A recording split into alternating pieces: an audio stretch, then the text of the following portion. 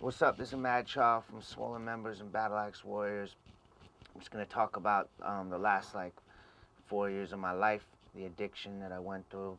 I had an Oxycontin addiction, but I'll start off by talking about I'm off the shit now. I've been off it for 2 months. Thank God I'm off it. I'll talk about sort of how things started. Swollen Members was really popping off in our country.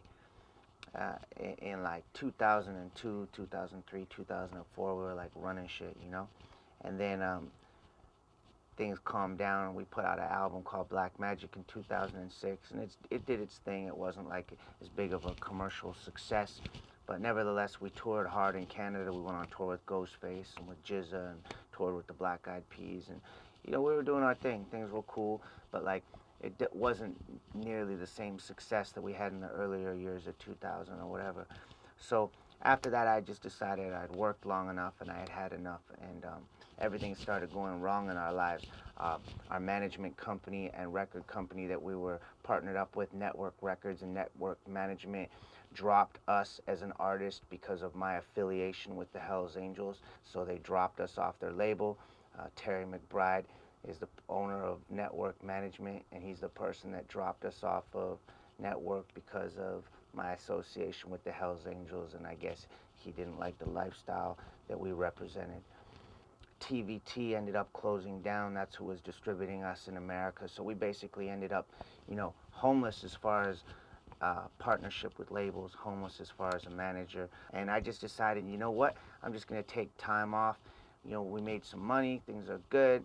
I got houses, I got girlfriends, I got my dogs, I'm happy, I've got my friends, everything is cool. I'm just gonna take a year off and have fun. When I started doing Percocets, I was like, oh my God, I found a drug that I really, really like. Because with other drugs, cocaine and ecstasy, I hate the coming down more than I like the going up. And then plus, when it's time to hook up with a girl and you're doing Percocets, people that do that know that your stamina is crazy, so you're like, Superman in bed as well. So all around, I was like, oh my God, I found the, perfect drug. This is great. So I would go to parties, and eventually 1 or 2 in a night would turn into 3 or 4, and then I've got a house anyways with a theater room set up and stuff like that, and a hot tub and everything, and a pool and shit. So girls would come over. I was like, this is great, man. And it started turning into 3 or 4 nights a week.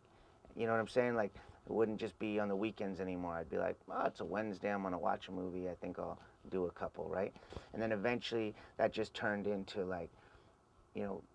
a daily thing. It just got to the point where I'd be like, fuck it, I'm just gonna keep the blinds closed, and I have a couple friends maybe sleeping over, and we just get high all day and all night. You know what I mean? We just get stoned in the day and then start drinking at night.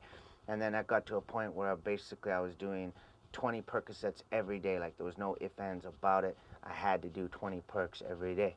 So at that point, I realized, yo, man, I'm getting myself into a problem. And it was about that point that somebody told me, hey, dog, you're doing synthetic heroin. And I swear to you, for the first year of my addiction, I had no idea that I was doing heroin. At that point, I tried to kick it a couple times, and I had my first experience with being dope sick, and I'll tell anybody that is the worst shit you can ever go through. That, being dope sick fucking sucks.